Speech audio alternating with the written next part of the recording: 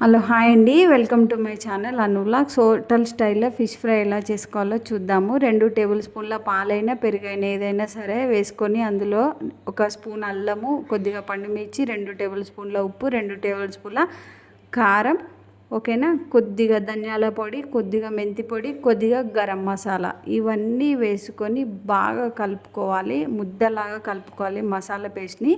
ఎప్పుడైనా ఫిష్ మీద వేసి మనం డైరెక్ట్ కలపొద్దు, ఓకేనా. మనం ఇట్లా మొత్తం దీన్ని మసాలా ముద్ద చేసుకోవాలి ఈ విధంగా, ఓకేనా. ఈ విధంగా చేసుకొని ఫిషెస్ అన్నీ మనం ఇట్లా బేషన్లో వేసుకుంటాం కదా, వేసుకున్న తర్వాత ఫోక్ స్పూన్తో దానికి హోల్స్ చేయాలి.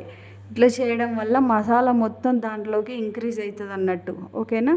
ఇట్లా అయిన తర్వాత మనం మసాలా తీసుకొని అందులో వేసి ఒక్కొక్క ఫిష్కి మనం బాగా మసాజ్ చేయాలి. నేను చూపిస్తున్న విధంగా ఈ విధంగా బాగా మసాజ్ చేయాలి దానికి, ఓకేనా. అట్లా బట్టి ఒక్కొక్క ముక్కని మనం అన్నీ వేసి ఎప్పుడైనా కలపొద్దు, టేస్ట్ రాదు.